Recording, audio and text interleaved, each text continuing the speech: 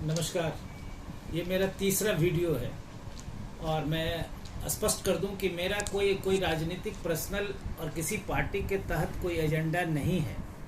मैं एक बिहार का रहने वाला हूं और बिहार के प्रति जो राजनीति सजगता होनी चाहिए, जो सामाजिक, राजनीतिक और आर्थिक सजगता होनी चाहिए, जो दायित्व राजनीतिक दलों की होनी चाहिए, जो राजनीतिक दल सरकार में हैं उनकी क्या दायित्व होनी चाहिए, और खासकर जो पढ़े लिखे लोग जब राजनीति में आते हैं तो उससे उम्मीदें बढ़ती हैं और बढ़ी भी थी।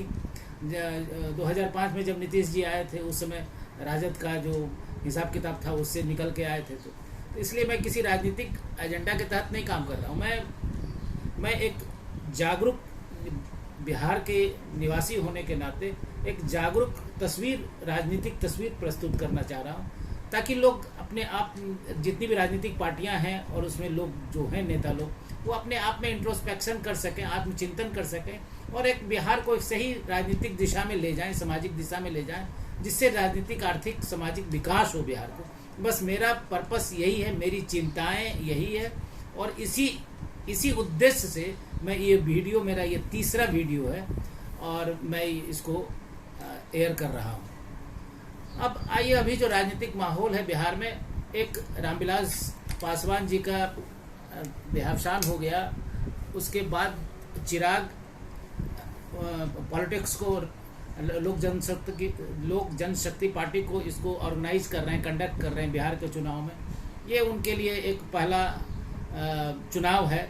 हालांकि ये स्पष्ट है कि उनको कितनी सफलता मिलेगी या नहीं मिलेगी और कितना मिलने की संभावना है, यह भी मोटा मोटी स्पष्ट है। लेकिन उनको खोने के लिए कुछ नहीं है, पाने के लिए बहुत कुछ है, इसलिए संघर्ष कर रहे हैं। सब कुछ सब चीज़ से संपन्न है, तो वो आए हैं राजनीति में, करें। उनके लिए एक अच्छा सोच तो रखते हैं, लेकिन अभी it is too early, he is too mature to operate Bihar politically, तो उनका एक अलग फैक्टर है। अब आइए कांग्रेस के लिए सबसे बड़ा कंसर्न बात यह है कि कांग्रेस अभी ऐसे पोजीशन में, इतना दिन सत्ता से बाहर रहने के बाद, अभी कांग्रेस को फ्रंट लाइन में बैटिंग करने की जरूरत थी, ताकि वो एक विकल्प के रूप में सामने में आ सके। लेकिन कांग्रेस, ताज्जुब है कि कांग्रेस इस समय बिहार में, जो कि राजनीतिक रूप से कांग्रेस का एक बहुत बड़ा गढ़ रहा है बिहार, और वहां पर कांग्रेस बैकफुट पर खड़ी है बुरी तरीके से। तो ये एक बहुत बड़ा चिंताएं हैं, राजनीतिक चिंताएं हैं कि कांग्रेस को जबकि आना चाहिए, जबकि कांग्रेस में रामजतन सिन्हा जी हैं, बुजुर्ग हैं, उस अपने ज़माने के बहुत तेज तर्रार नेता रहे कांग्रेस के। सदानंद सिंह जी हैं, विधानसभा अध्यक्ष रहे, अध्यक्ष, भूतपूर्व अध्यक्ष बिहार के अनिल शर्मा हैं, अभी अखिलेश जी हैं, अभी तारिक अनवर जी आ गए हैं। तो ये सब मिलके एक एक एक एक एक माहौल तैयार करना चाहिए था। ये बेस्ट टाइम था उनके लिए, कांग्रेस के लिए, कि वो मिलजुल कर बिहार के विकास के लिए आगे आते और एक कांग्रेस के रूप में एक विकल्प बिहार के सामने में रखते। लेकिन ऐसा दिखाई नहीं दे रहा है। छिटपुट अब कितना खुल के सामने आता है, कितनी जीत होती है, कितनी एमएलए जीत के आते हैं, वो अलग बात है। जो भी जीत के आएंगे वो अपने अपने बल पर जीत के आएंगे, पार्टी का कोई कंट्रीब्यूशन नहीं होगा और अपनी अपनी व्यक्तिगत राजनीतिक क्षमताओं के अनुसार वो जीत के आते हैं। तो ये एक बड़ी चिंताजनक बात है कांग्रेस के लिए, जबकि ऐसा होना नहीं चाहिए था। अब तीसरी बात है कि तेजस्वी फैक्टर तो एक फैक्टर तो है। लालू यादव तो मास लीडर रहे, जैसे भी हो, अच्छा हो, बुरा हो, क्या हुआ नहीं हुआ, उसका फॉल आउट क्या रहा, आउटकम क्या रहा, तो वो एक बात है। लेकिन वो फैक्टर है तो इसको कांग्रेस को हो, चाहे नीतीश जी को हो, जदयू को, चाहे भाजपा को, इसको मोबिलाइज करने की जरूरत थी।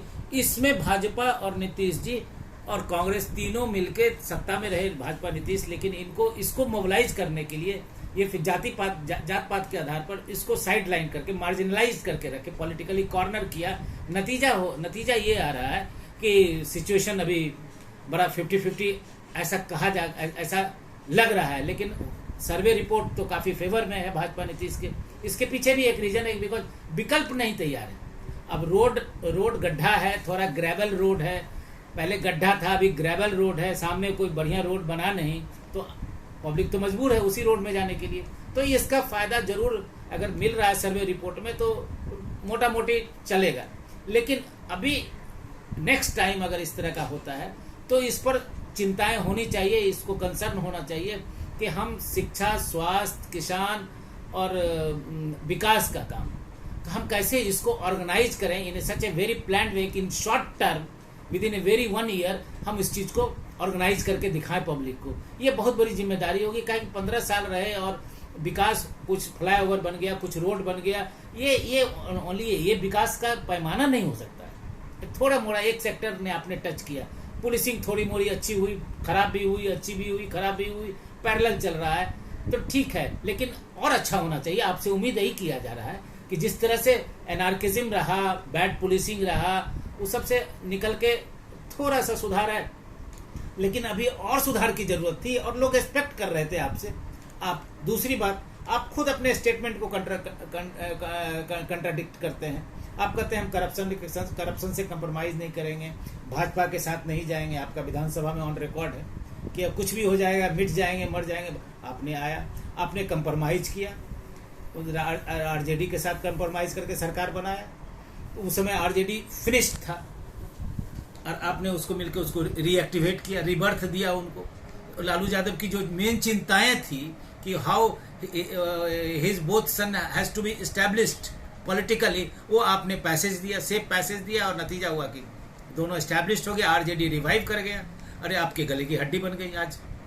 तो आज वो 10 लाख का बोला तो आप बोले कि हम आपको इस 10 लाख का नौकरी देने के जवाब में आपको निर्मला सीतारमण को दिल्ली से पटना आना पड़ा, उन्हें 19 लाख रुपये, 19 लाख आदमी को रोजगार देंगे। कोई ब्लूप्रिंट नहीं है। आपने स्टेट में कह दिया, कैसे कह दिया, ये तो कैसे कह दिया, इसका ब्लूप्रिंट क्या है, कुछ नहीं, कोई डिटेल्स नहीं दिया।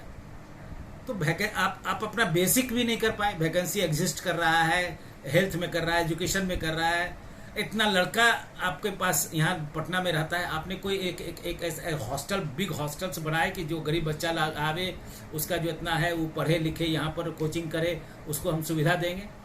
एक मेस कैंटीन बना देंगे बच्चे को, गरीब बच्चियाँ आ रही हैं, एक हॉस्टल बनाते, उसको रहने का सुविधा, एक गाड़ी, दो बस रहती कि हाँ भाई कोचिंग जाओ, कोचिंग आओ, ये फैसिलिटीज देते।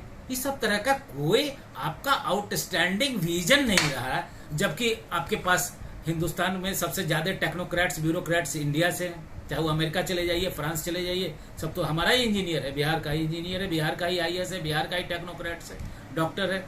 तो आप इस चीज को एक्सप्लोर नहीं कर पाए, एक्सप्लॉइट नहीं कर पाए। जो बिहार का जो ओरिजिनल टैलेंट है, इसको एक्सप्लॉइट करके, उसको फैसिलिटीज देके आप बिहार को पूरा चमका देते। भाई आपके पास 15 साल कम नहीं है। आदमी 1 साल में ठोक देता है, 2 साल में ठोक देता है, गंगा पर पुल बना के, ब्रह्मपुत्रा में पुल बना के ठोक देता है 2 साल, 2.5 साल में। आपको तो 15 साल मिला।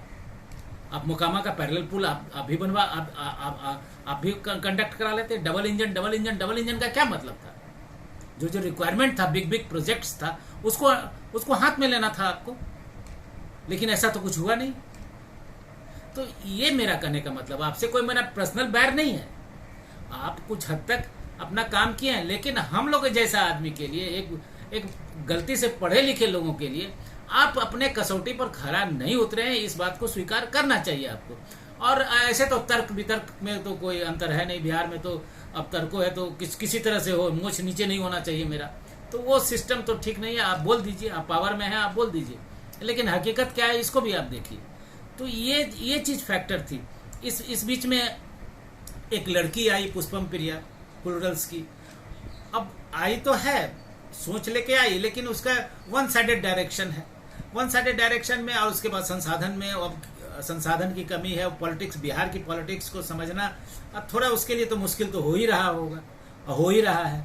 आप सीजन पॉलिटिशियन है, आप तो कहीं भी बैठे रहिएगा, आप पूरा बिहार के राजनीति को कंट्रोल कर लीजिएगा।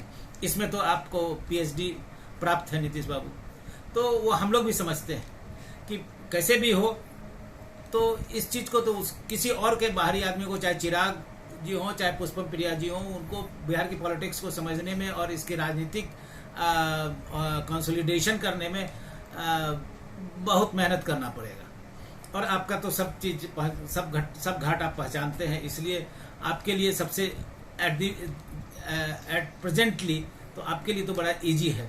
लेकिन सर्वे रिपोर्ट आपके फेवर में आ रहा है, लेकिन हकीकत यह भी है कि लोगों को आपसे उम्मीद थी और आप उम्मीद पर खरे नहीं उतरे हैं। यह लोगों की एक आक्रोश है, राजनीतिक और सामाजिक आक्रोश है, आर्थिक आक्रोश है।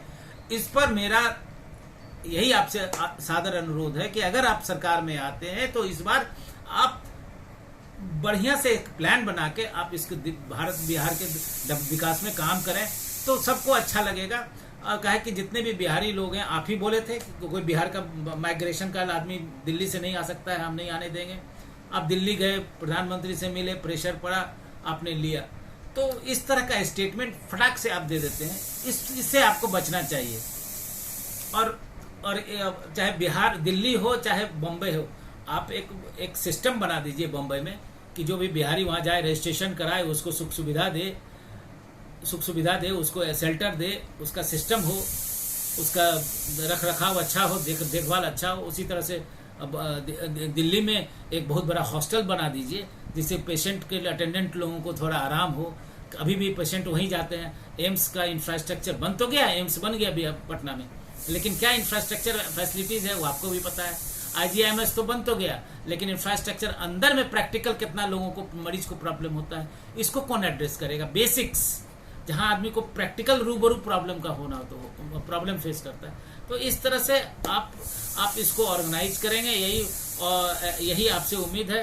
तो टोटल राजनीतिक परिदृश्य में यही कहा जा सकता है कि संभावना तो है, कहे कि मोदी इतना बढ़िया काम कर चुके हैं पाकिस्तान के अगेंस्ट में और देश के फेवर में और फॉरेन रिलेशन में, डिफेंस में, कि लोग तो चाहते हैं कि है, ऐसा तो है कि आधा रोटी खाएंगे, मोदी को बुलाएंगे। ये एडवांटेज है आपको, लेकिन कुछ प्रैक्टिकल एडवांटेज आप विकास की ओर ध्यान दीजिएगा तो अच्छा रहेगा। यही मेरा कहना है, यही मेरा अनुरोध है और यही मेरा आपसे विनती है। बहुत बहुत धन्यवाद आपके लिए, आपको, और नवमी के अवसर पर आपको, पूरे बिहारवासी को दशहरा के उपलक्ष्य में बहुत बहुत शुभकामनाएं। फिर मिलेंगे बहुत जल्द ही। नमस्कार।